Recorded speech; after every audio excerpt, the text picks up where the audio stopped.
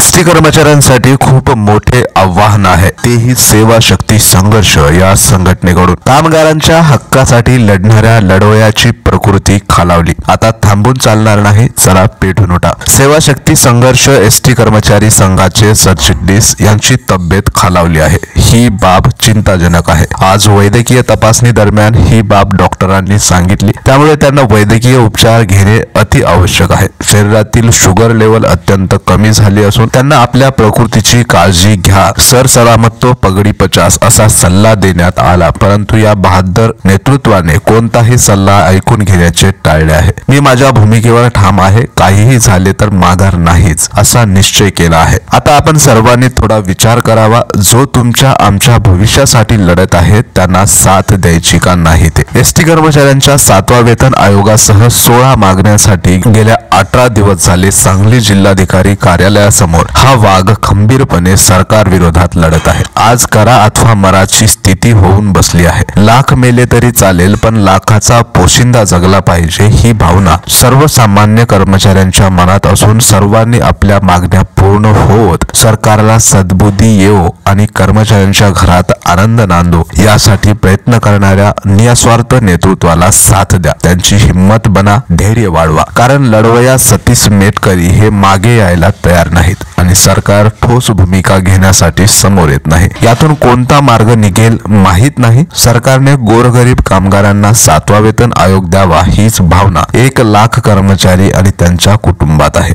शासनाने आता यावर ताबडतोब भूमिका न घेतल्यास लेकरा बाळासह रस्त्यावर उतरण्याची तयारी आता करावी लागेल, याशिवाय हे वागणार नाहीत अशी स्थिती दिसते। सेवा शक्ती संघर्ष एसटी कर्मचारी संघ महाराष्ट्र राज्य यांनी अशा प्रकारे एसटी कर्मचाऱ्यांना आवाहन केले आहे। एसटी कर्मचाऱ्यांच्या मनावर आहे की या आवाहनाला किती जण प्रतिसाद देतील आणि किती जण नाही देत। मंडळी, आपण जर एसटी कर्मचारी असाल तर या भूमिकेवर आपले मत काय आहे ते कमेंट मध्ये आम्हाला नक्की कळवा आणि सर्व एसटी कर्मचाऱ्यांच्या अस्तित्वाची लढाई असल्यामुळे हा व्हिडिओ सर्व एसटी कर्मचाऱ्यांपर्यंत पोहोचवा। धन्यवाद।